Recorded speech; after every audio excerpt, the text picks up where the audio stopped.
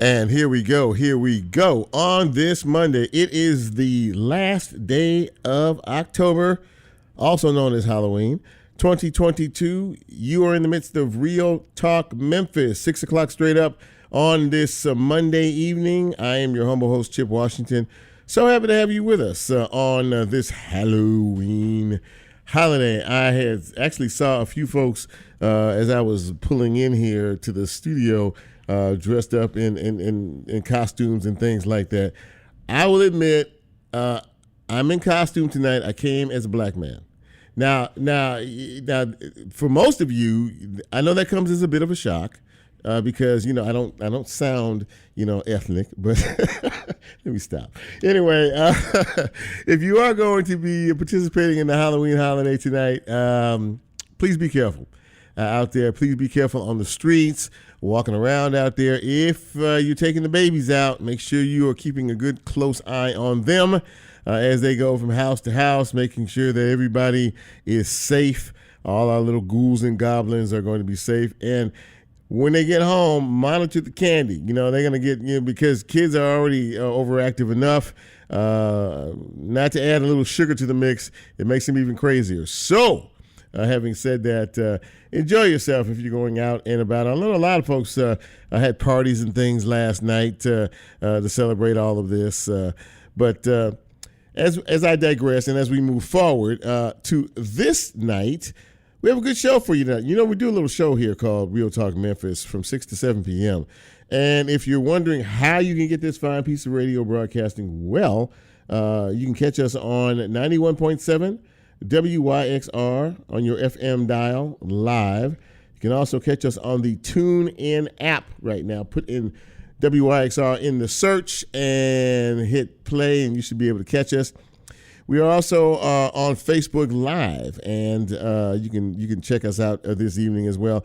We will be on YouTube sometime tomorrow after the show post, and as we are a podcast, when the show does post tomorrow afternoon, you can catch us wherever it is you get your podcast. You good? You feel good about it? How's everybody feeling tonight? I was a little down and out last week. I had a little upper respiratory illness that really kind of knocked me on my tail. Feeling better today, still dealing with some of the remnants. However, still feeling a lot better than I did before. A lot of folks are dealing with issues of the flu and this RSV, which attacks young children ages 2 and under. The flu has started with a vengeance, and folks in the CDC and a lot of other health officials are saying that it's as bad as we've seen it at this early a period of time as it has been in the last decade. Now, I'm telling you, you might go out and get that flu shot. I think it would be a good thing for you to do. It doesn't keep you from getting the flu, no, but it could keep you from being, critically ill, maybe in the hospital even. So with that and COVID still around and RSV, there's a lot of stuff to deal with. And then the weather is, kind of up and kind of down. Today, I think we may touch 70 this afternoon. But the next few days, we're going to see a warming trend, and I think temperatures are going to be in the mid-70s in the next couple of days as well. We have a good show for you tonight, or at least that is my hope for you. We have a variety of things to talk about. First, we're going to talk about the big election that is coming up on November 8th, and in doing so, we're going to speak with Linda Phillips. She is the election commissioner of Shelby County. They got some new voting machines here recently, and find out how things are working out so far, what the numbers are, in terms of this midterm election cycle and how things are going, generally speaking, and what we can expect on Election Day, which is next Tuesday. Early voting ends this week as well. So if you haven't gotten a chance to get out and vote, well, you know what? Take that chance. Take that opportunity. Get out and vote. Express yourself at the polls like we all have a right to do. We are also going to talk a little bit. I don't know how many of you have heard about this amendment on the ballot. It is called Proposition 3, I think it is. And basically what it is there has been a note on the Tennessee Constitution forever that says that still makes a reference to slavery. Now, I know it hasn't been an issue for quite some time, and no, it's not an issue now, but we're going to have a conversation about that. Basically, there is a movement afoot to remove any references to slavery or indentured servitude off of the Tennessee Constitution. We're going to talk to Representative Joe Towns and Kathy Chambers about that. And, of course, an old friend is returning to the Bluff City after a 10-plus year absence. What is that? It is the 114th edition of the Holy Convocation, a.k.a. COVID, my gosh. I knew I was going to do that, too. COGIC, the COGIC Convocation, 114th edition, will be back here, and it will be here starting next week. They're expecting thousands of saints to come in from all across the country. They'll be here for about 7 days. And we're going to talk a little bit about all of that with Bishop Brandon Porter from Greater Community Temple. He's also a general board member of COGIC and one of the driving forces trying to get this back in our city. As it said, we've said it's been well over 10 years. They were supposed to come back last year from St. Louis, but COVID reared its ugly head, and it was best advised not to come. All right, so that's the lineup for tonight. If everything goes as planned, we should have a pretty good show. We always take this time to celebrate you.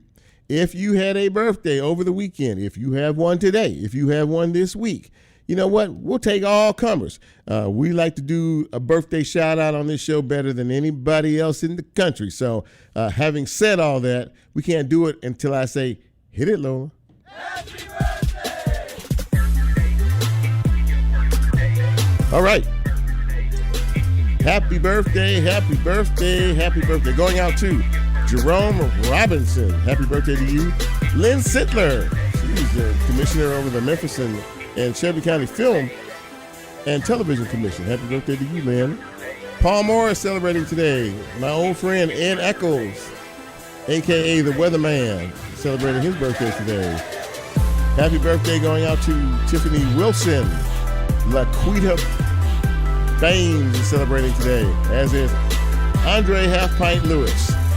Jeffrey Salter celebrating today. Happy birthday to Lynette Hill, to Monica Shepard, Brenda Lee, and Lynn Christensen. So to each and every one of you, happy birthday. I hope you're celebrating wonderfully. Oh, I'm sorry. This is the part of the time that Lola interrupts me with a birthday. So who you got? T. Alice. Happy birthday to T. Alice. I had to get that in because Lola was waving her arms frantically at me.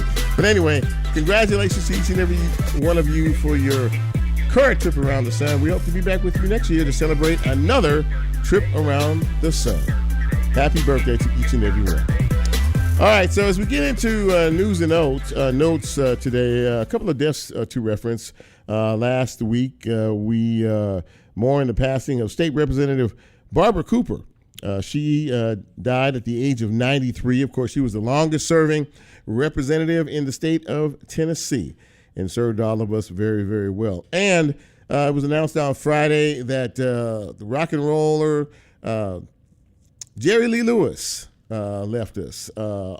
He was 87 years old after an illness. I don't know if you all were following that. A couple of days before, word had gotten out that he apparently had died, and then apparently he hadn't died. But anyway, we mourn his loss.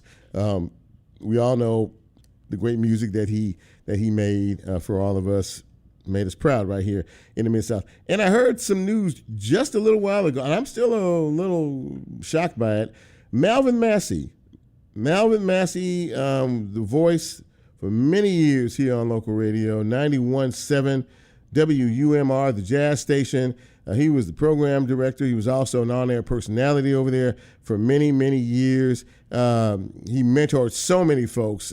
He was he was big time in this city, and apparently he passed very recently. And like I said, I literally just heard about it a few minutes ago.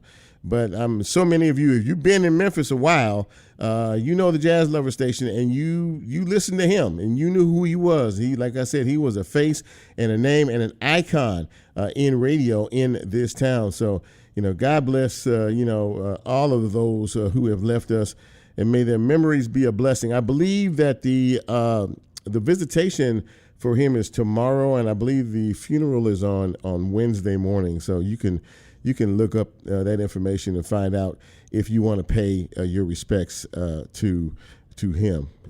Man, that's a big loss. In news and notes, we had another very active crime weekend in our city. We had 6 murders in a couple of days, including a quadruple shooting, which ended up killing a male and wounding 3 others. An 18-year-old is the one primarily responsible for that. We also had a shooting that killed a 17-year-old girl and wounded a 3-year-old child over the weekend. So it just continues on. Unfortunately, the news just never stops in terms of just the escalation of violence in our city and the lack of regard for human life in our city as well. So the big controversy in this town now is about Memphis in May. Well, no, not that Memphis in May is not going to be around, because it will. It was supposed to return back to Tom Lee Park next year, which is under construction currently. The committee announced, the Memphis in May committee last week announced that they are going back to the park, right? They're going to be back and everything's going to be good. Well, the people that oversee the park and do security and do cleanup and everything else say not so fast. There has been no contract signed between them and the Memphis in May folks. They did ask the mayor to intervene in this situation, and apparently he did. But apparently this sounds to me like one of those bargaining tools, to where the Memphis in May committee says, yeah, we're going back. We're excited. We're happy. We're going back to where home is. And it sounds like a bargaining tool to me.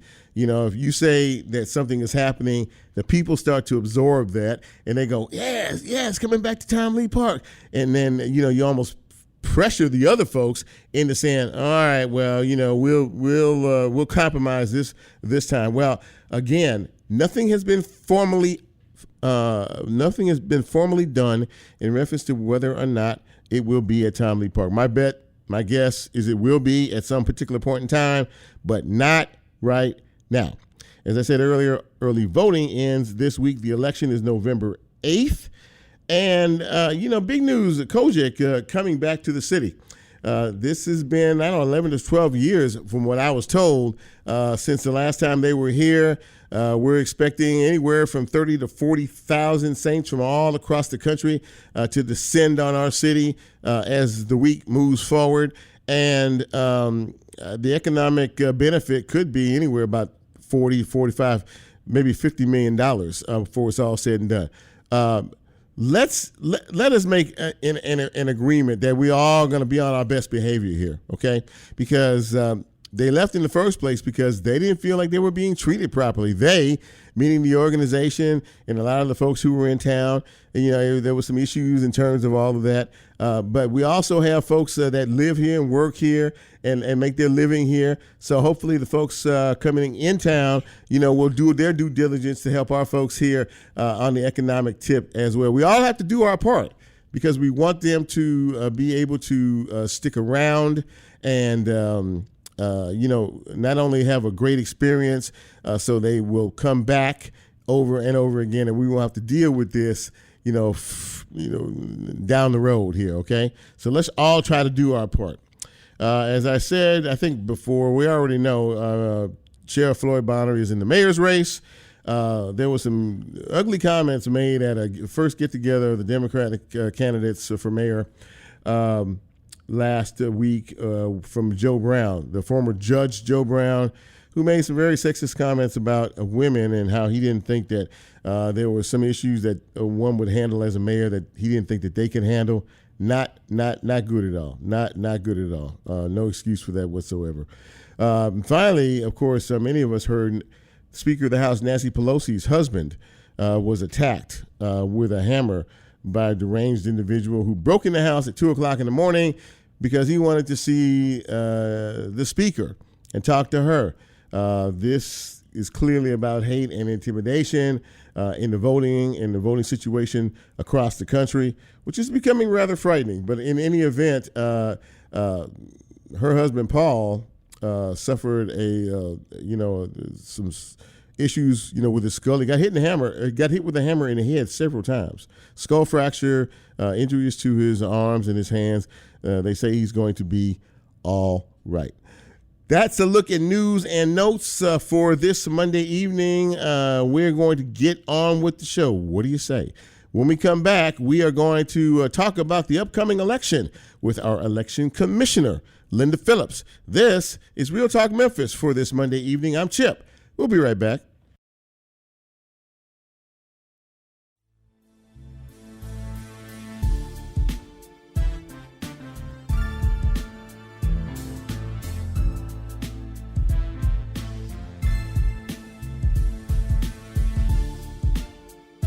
If you like Real Talk, here's a way you can get involved. Do you have a show topic idea or suggestion? Want to be considered a guest or have a guest idea? Then send Chip a message on his Real Talk show page and you can be a part of the Real Talk experience. So as he always says, go out and tell somebody. We'll be right back.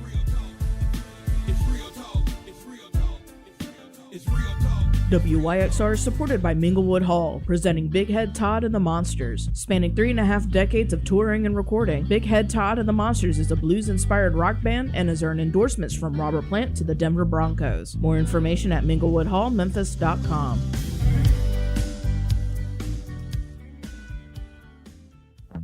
Support for WYXR is made possible by the 16th Annual River Arts Fest, taking place Saturday, October 22nd and Sunday, October 23rd on Riverside Drive in downtown Memphis. 2 full days of fine art and music for the whole family. Details available at riverartsmemphis.org. WYXR is supported by GPAC, presenting Charles Lloyd Trio on Friday, November 4th. NEA Jazzmaster and native Memphian Charles Lloyd has a sound that reflects a lifetime of experience. The Memphis Music Hall of Fame inductee will be accompanied by Harish Raghavan and Anthony Wilson. More information at gpacweb.com.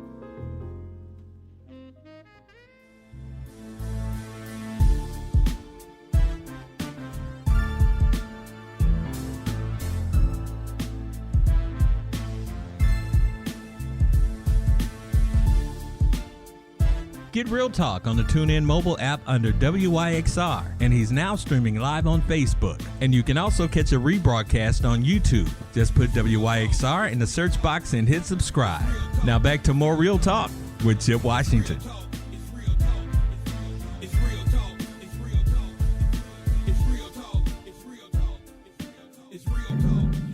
And welcome back to Real Talk Memphis on this Monday evening. And of course, many of us know that Election Day is upon us, or almost upon us. Next week, next Tuesday, will be Election Day in the city and across the country, otherwise known as midterms. Here in Memphis, we recently got some new voting machines. And I wanted to kind of spend a couple of minutes talking about, how things are going in terms of that. The numbers for the election and things such as that. So pleased to have on the show, once again, a return visitor, but always a welcome visitor, the election commissioner of Shelby County, Ms. Linda Phillips. And we also have Mr. Ian Randolph of the Voters Alliance. You folks with me tonight? Yes. Well, Linda, I see. Yeah, and you have to excuse me because I'm driving. Okay, all right. Well, very good. Well, thanks for joining us. And Linda, first, to start with you, I guess we're all curious as to finding out how the new election machines are functioning, and how glad are you to actually have some new machines?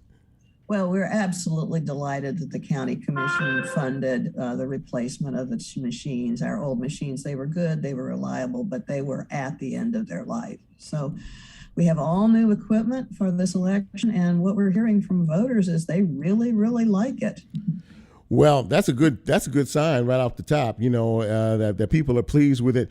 Does it take away any complications? Are you hearing any complaints about a difficulty in accessing or being able to do what needs to be done in terms of voting?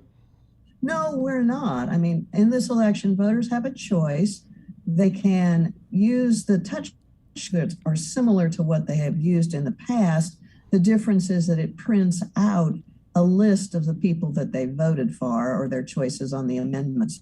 And they can examine that paper trail and then put it in the scanner where it would sit until, unless we needed a recount or an audit. Voters also have the choice to select a hand-marked paper ballot, which is like fill in the bubbles from tests you had in high school. Mm-hmm. And then you take that paper ballot, you look at it, make sure it's what you want, and then you put it in the same scanner.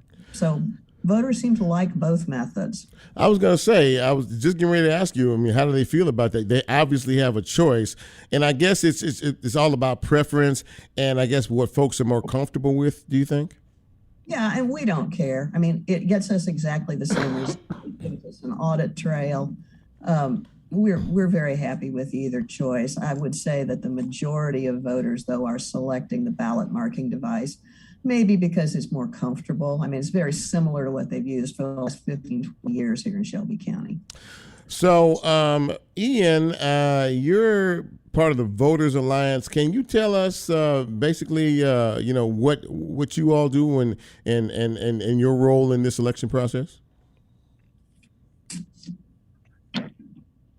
Yes, can you hear me okay? I got you now. All right. Well, at the Voter Alliance, we were formed in 2020. Our mission is to increase voter participation and to increase voter education around our elections. So that's basically our role in this. For clarification, the Shelby County Voter Alliance and the Shelby County Election Commission are two separate entities. Is made up of nonprofits and 501c3s. Currently, we have over 50 organizations that are working to improve turnout with our to start working with the election. We're kind of having a little bit of an issue with you. I know you're driving, and I know to help spread. Yes, sir. Yeah. To help spread the word. I'm sorry. Go ahead. Finish up what you were going to say. To help spread the word about the changes to the precincts and the districts that happened after census. And we've also been helping to educate our residents on the new voting machines. And as Linda said, everybody seems happy with them. I've only had a few reports of people having a problem when they electronic voting machine to vote for someone. So I would encourage your listeners to double check who you voted for before you turn your paperwork in. So, Linda, in terms of where we are numbers wise, we all know, and you said it many times on many occasions, that midterms don't generate a lot of energy or excitement, especially here in Memphis and Shelby County. There are some amendments and some other folks, running for election and for re-election. But basically, the numbers are relatively flat at this particular point in time. Well, they're not as robust as I would hope for. But of course, I go into every election wanting 100% of all voters to vote. Sure. But, there are, in a lot of areas of the community, there's really, the Tennessee House race has already been decided because there's no opponent. Right. And, we don't have a Senate race in this election as, we did 2 years ago. So, there's just not a lot of television ad buys that help, voters remember there's an election. Yeah, and I think that's a very, very important component in terms of all of this. What are you looking for in terms of numbers on election day itself? What do you think? Oh, wow. I've never yet predicted a number that's been close to accurate, but I hope 30%. I really do. Yeah, So. yeah. Well, like you say, there's really not a lot of steam there, and that brings me back to you, Ian. You're responsible for your organization is for really kind of galvanizing folks in terms of the importance of every election that we're dealing with. But again, is it a little bit more challenging because of what Linda said in terms of the number of folks on the ballot and really it's a midterm election? It makes your job a little more challenging, no? Yes, like Linda said, when you have races like some of the races that were decided right around, let me put it like the ones who won their primary do not have an opponent going into the general election. Mm-hmm. So people in those districts may not have a big incentive to turn out to vote. But I'm encouraging everyone to show up for those ballot amendments. They're very Amendment number 1 speaks to unions and the right to work. Amendment number 2 talks about the secession if something happens to the governor. Amendment number 3 deals with slavery verbiage that is still in the Tennessee Constitution. Mm-hmm. And a lot of people are really surprised that we still have slavery language in the Constitution. And the last amendment, number 4, is basically just a housekeeping amendment. And that deals with priests and ministers being allowed to serve in the state legislature. Well, so please come out and vote. It's important. It is important. I mean, we all, there's been a hard-fought right to vote. And Linda, before I get out of here, I just want to ask you, we have seen and we have heard a lot of conversation across our country, especially during this voting cycle.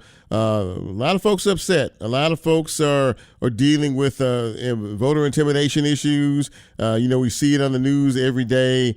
And I've not heard any issues in reference to that here, but I thought I would ask the person who is in charge of our election cycle, has there been any kind of conversation in reference to folks perhaps in trying to intimidate others into not voting? I have not heard of any reports like that. A lot of the intimidation you see going on in other states is really related to drop boxes for absentee ballots. Yes. They're not permitted in Tennessee. So, you have to mail your ballot back or send it in by a courier service like FedEx or UPS. So there's just not the same level of intimidation. And, Tennessee has 100-foot, campaign-free zone outside of every early voting location and every polling place. So, campaign workers or people who might want to intimidate are, if they cross that 100-foot line, we'll call the sheriff and have them arrested. So there are precautions in place for situations like that. And, again, this is the midterm election, and we know there's not a lot of steam behind that. Ian, one final question for you. As time moves forward, I would imagine that a lot of your energy in terms of folks getting out to vote will be geared toward the younger population, because they don't seem to be too interested these days right about now. Yes, we do focus on the younger generation.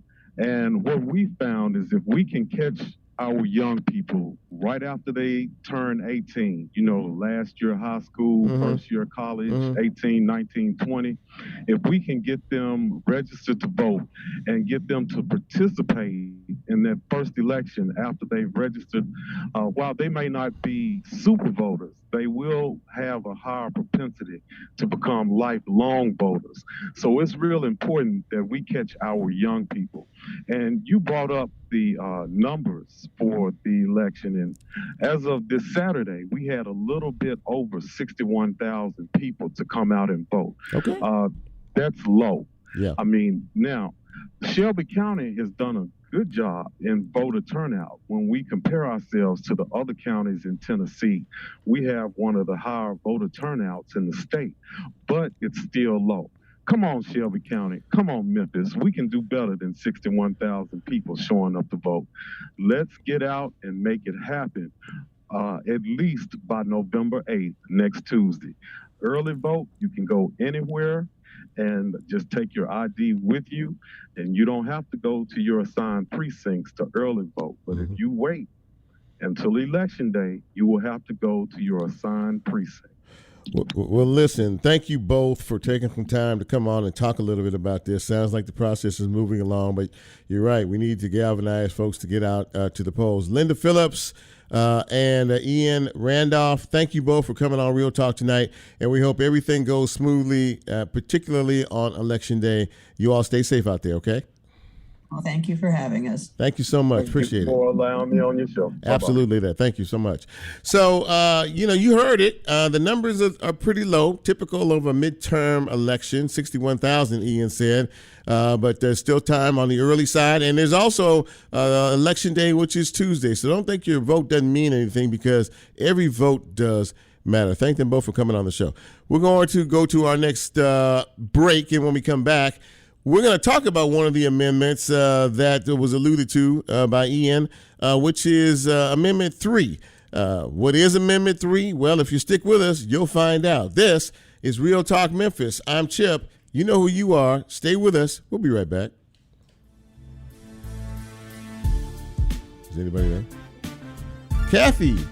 Hey, Joe is there. Kathy, how are you?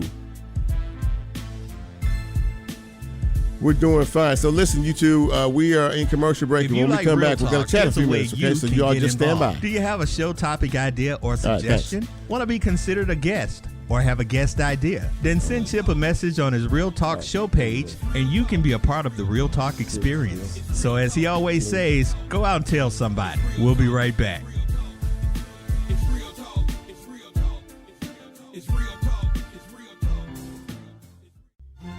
WYXR is supported by the Onstage at the Halloran Center season, presenting the Orchestra Unplugged, Vivaldi, The Four Seasons, on Thursday, November 17th. Robert Moody and members of the Memphis Symphony Orchestra will bring you inside the mind and music of Vivaldi to discover new connections and meanings to this group of 4 violin concertos. For more information, visit orpheum-memphis.com.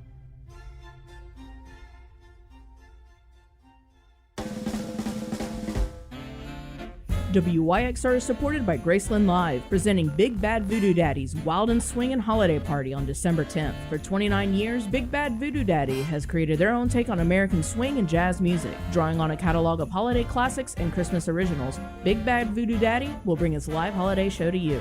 More information at gracelandlive.com.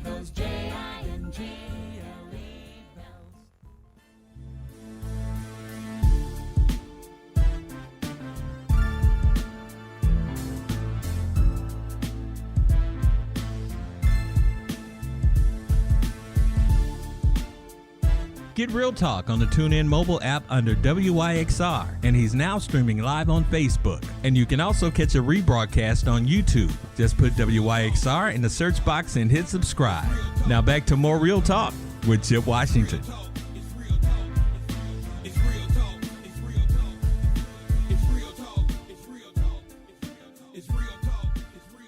And welcome back to Real Talk Memphis on this Monday evening. Very happy to have you with us tonight. Excuse me. And I'm very happy to have my next guest. Now, I'll be honest with you, this particular amendment that is on the ballot is something that is surprising to me. And I'm just curious to know, the why and how it cropped up and why it's a thing now. It's basically an amendment to remove any language pertaining to slavery that is currently and still on the Tennessee Constitution. So I brought a couple of folks in to kind of talk to us a little bit about that. Representative Joe Towns is joining me this evening, as well as Kathy Chambers, and they are both proponents for this particular amendment. And folks, thank you both for coming on the show to Real Talk. I really appreciate it. Thanks for having us. Thank you as well, Chip. Absolutely for having us, and trying to gain some clarity to something of this magnitude.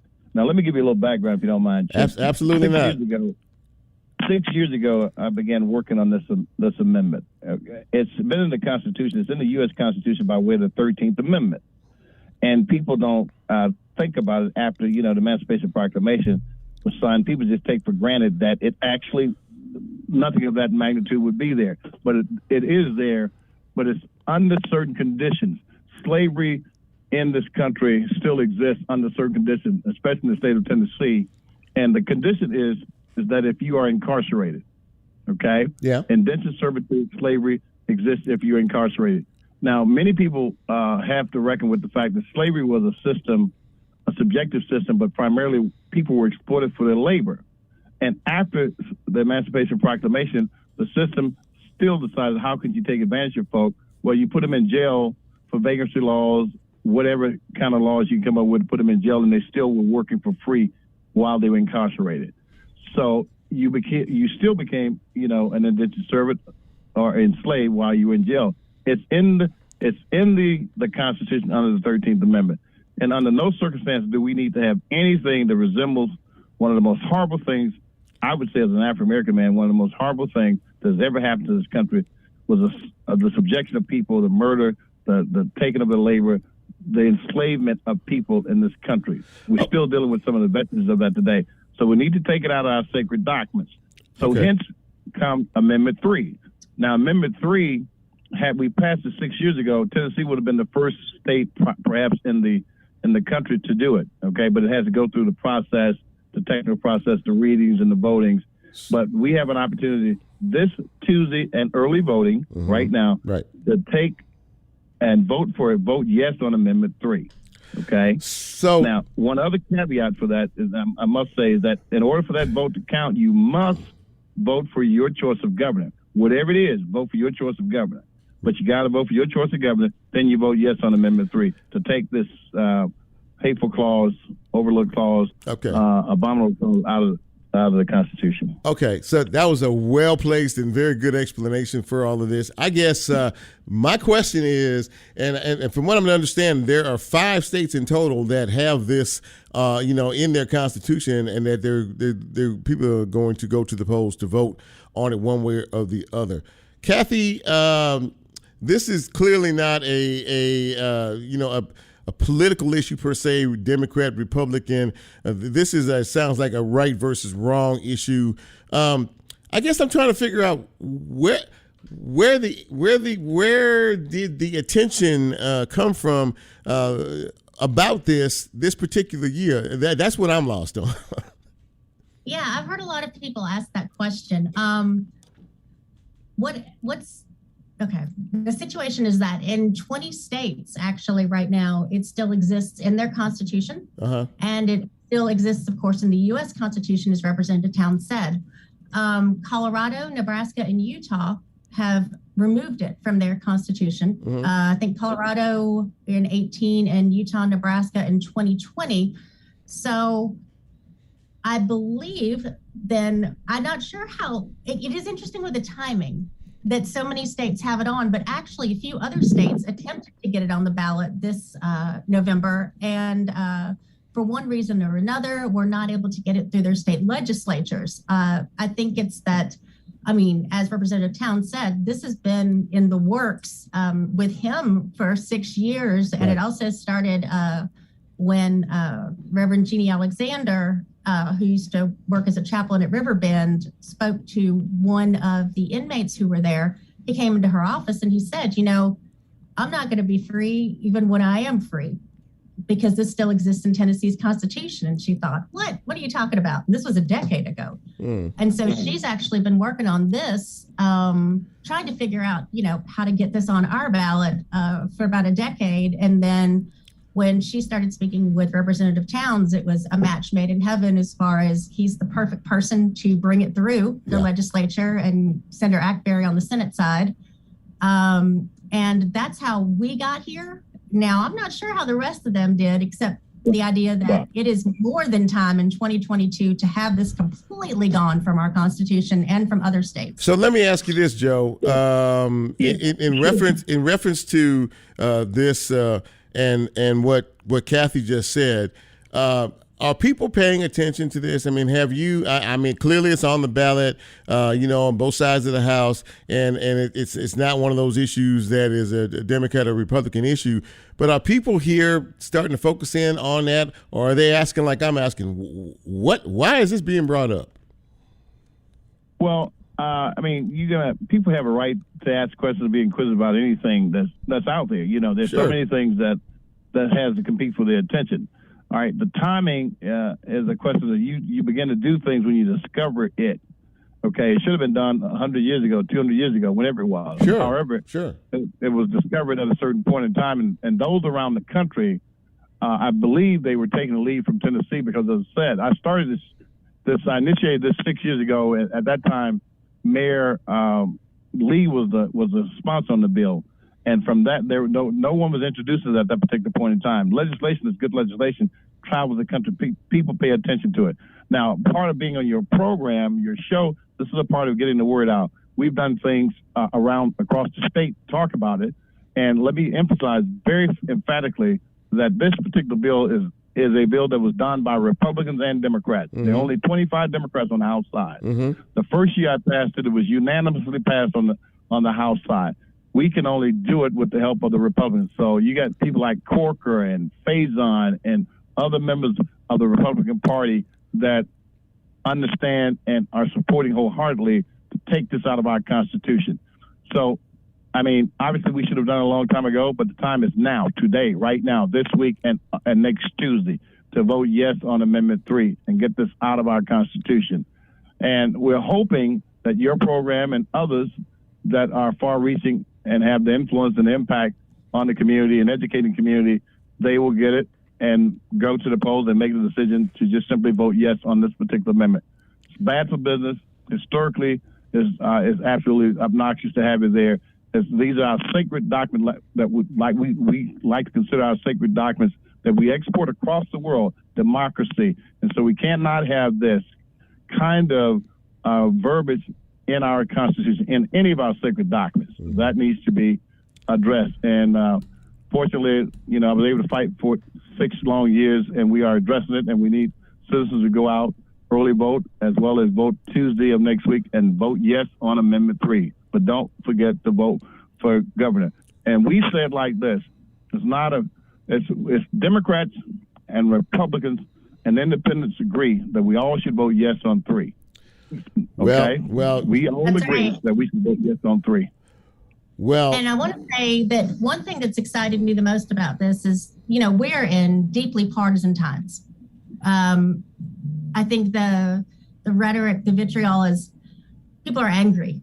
People are really, really angry on both sides of the aisle. And this is one thing that when you look at this, we're all able, when I first came in and started looking at this campaign, the first thing I said is this has to be bipartisan from the beginning because it was bipartisan in the vote.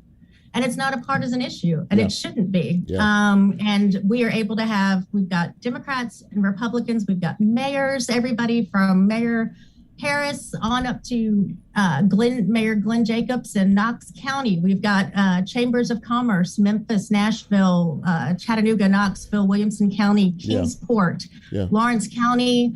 We have over 250 clergy members, and I believe our count is up to now 3, 6, 7, 8, 9 bishops that have endorsed this. Well, listen. So something for everybody. Yeah, absolutely. And listen, I got to run, but thank you for taking some time to come on and just kind of explain this to us. And again, it's important to vote. It's important to vote. And, you've given some pretty good reasons as to why folks might want to consider voting yes on 3.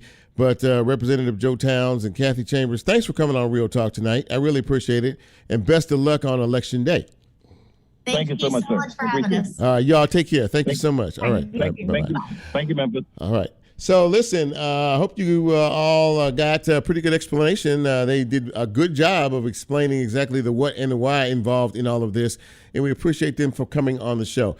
Our final break here, and when we come back, we're going to talk about welcoming back an old friend. How about the Kojic Convention, or as my next guest says, the Holy Convocation, the 114th version. Kojic is back in the city of Memphis. I'm Chip. Last break, right back.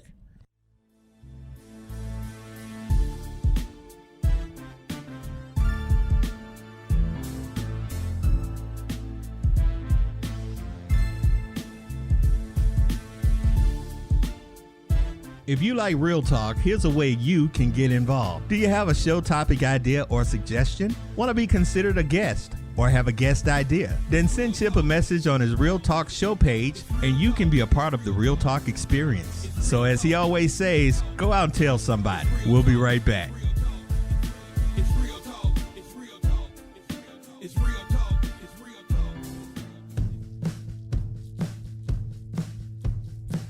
WYXR is supported by Minglewood Hall, presenting Dwayne Betts on Thursday, November 10th.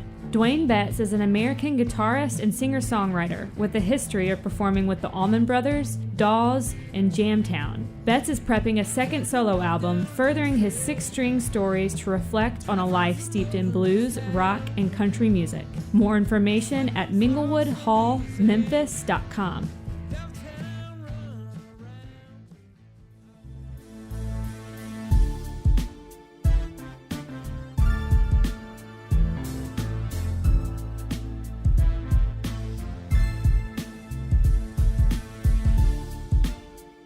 Get Real Talk on the TuneIn mobile app under WYXR, and he's now streaming live on Facebook. And you can also catch a rebroadcast on YouTube. Just put WYXR in the search box and hit subscribe.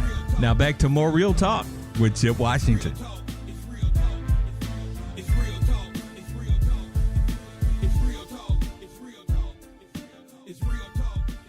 And welcome back to the big broadcast on this Monday evening. And as we alluded to before the break and at the top of the show, an old friend is coming back to the city of Memphis, and it's going to involve thousands of people.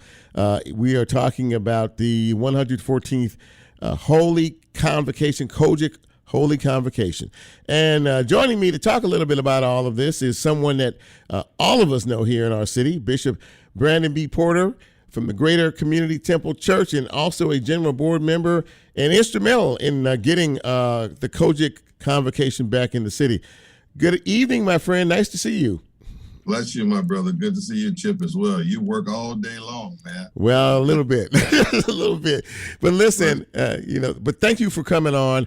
And this is just flat out.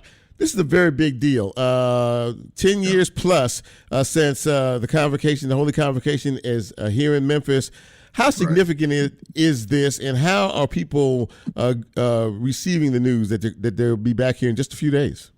Well, it's extremely significant and just a wonderful thing, because we've been trying our best to get through the discussions with our General Assembly and, of course, the Church of God in Christ and the city of Memphis, all the partnerships that are necessary to make this amalgamation happen. And so finally it came together. But then right after that, the pandemic hit and it delayed us. We were supposed to have been back in full operations and presentation for our Holy Convocation last year, but we had to end up going virtual because of the pandemic. And everybody's excited now that we can come back and see the saints together in Memphis and get some good old Memphis barbecue and catfish and have great fellowship, and then just experience the glory of God together here in the city of Memphis. Yeah, this is something, as you said, that folks have been looking forward to for a long time, and St. Louis has had it the last several years, and I mean there really has been an issue ever since it left for it to come back, and you make no bones about the fact that it started here. This is home, and we want it back, and more importantly, now that we have this opportunity again, we want to show out and show up and really make it something that people are going to want to come back for again and again. Absolutely. We want people to have a great experience. That's what I've been saying to many of our committee members. I headed the committee that Bishop Blake at the time put together for us to go and do our evaluations on what could happen. And Bishop Drew Sheard was on the committee with me. He's now our new presiding bishop. And so we were anxious, and along others, meeting with Mayor Strickland and, of course, Kevin Kane to make those negotiations that necessary. Memphis has missed out on the Holy Convocation for the last 10, 11 years. That's $50,000+ a year that has been away from Memphis, $50+ million, a year that's been away from Memphis. because Kojic brings those kind of dollars in 1 week's time through the hotels, through the restaurants and the various things that we do in shopping here in the city of Memphis. So we're glad to be coming back. But also the Church of God in Christ brings, we bring people that pray, because the prayers of the righteous availeth much. And we're praying for our city, and people are congregating. We're having great worship services all over town. So it's a meaningful spiritual time as well. Now, you mentioned the economic benefit to the city. How many people do you think forecasted to be here? I think I heard you say something around maybe 30,000 maybe? Yeah, we're looking for 35,000 people to come. That's a lot of folks. That's a lot of people. And they've been coming now, Chip, for over 100 years. So they know where to go when they get to Memphis. They got family here. There probably some people have property here, And so when you come home, you're willing to stretch out and stay in places that you wouldn't normally just stay in. When you go home, you'll sleep on the floor. So they're coming in, and they're glad to be coming back to Memphis. But we still want them to have a great experience when they come here to Memphis, to our headquarters. Now, to be perfectly honest, a lot of folks, at the time that they left, here we're not happy, about the way we treated each other back in this. And very well what I'm talking about. Not only from the visitor's perspective, but from even from the home folks' perspective. So we really need to show ourselves worthy of this, and we really need to roll out the red carpet as the Bluff City, as the home of the Kojic Convocation. Talk a little bit about that. Yeah, we definitely want that to happen, because whenever you have this kind of economic impact to a city, and then people that are of course understanding the financial benefits, they're considering this to be peak season. And so the people that are gouging the system, and supply demand becomes to be the dominant rule. And so since you're going to sell food, you raise the price because it's going to sell anyways. Because our people come and they eat, you know what I'm saying? Yeah, sure. They eat food, and they're going to come in and spend monies. And so we don't want the hotels to jump, sky high to the place where it's unaffordable, and it's just ridiculous. What people are paying for hotels that would normally be $95 are now $250 a night. Sure. And that's not cool. And when we can go other places and get better pricing because they're happy to have us come to the city. So listen, one signature event, and I will say signature event because you were the one that created it and came up with it, but it has been such a blessing to so many people here in our city, and that's called Christmas in November. And I know that you are very proud of that. Talk a little bit about that. That's coming up here in just another few days. Am I correct? It is. I actually started that event back in 1997 or so. And the presiding bishop at the time was Chandler David Owens, and asked me, he said, I want to give out toys to kids, Brandon. What can you do? I said, well, Bishop, we want to give away food, clothes, and toys. And we would expand that. And the people were coming in from across the country. We're bringing a lot of items. And now, since we're back in Memphis, the presiding bishop, J. Drew Sheard, asked if I would get that going again in Memphis. And we're getting calls, Chip, every day, about what's happening. And I want to thank you and others that are helping us put the word out, because the difference between good and great is exposure, right? Mm-hmm. So we're exposing and letting people know that we're blessing people. Kojic wants to not just come back and spend dollars in the restaurants and in the business sector, but also to give gifts. Bless people, bless people. So we're giving away brand new stuff. Thousands and thousands of garments and items. We got household products. If you need Lysol, trust me, we got truckloads. Come over and get what you need. We got toys for the children. And we're giving away, even in some cases, furniture. It's limited on furniture, but it's some good furniture, name brand stuff. And then we're giving away appliances, small appliances. And this is going to be on November the 5th, Chip. November the 5th, from the hours of 10 a.m. until 3 p.m. That's this coming Saturday. Yes, sir. And it's going to be held at our Greater Community Temple 5151 Winchester Road location, right there on the corner of Winchester and Castleman. And all are welcome to come. You can go to our website.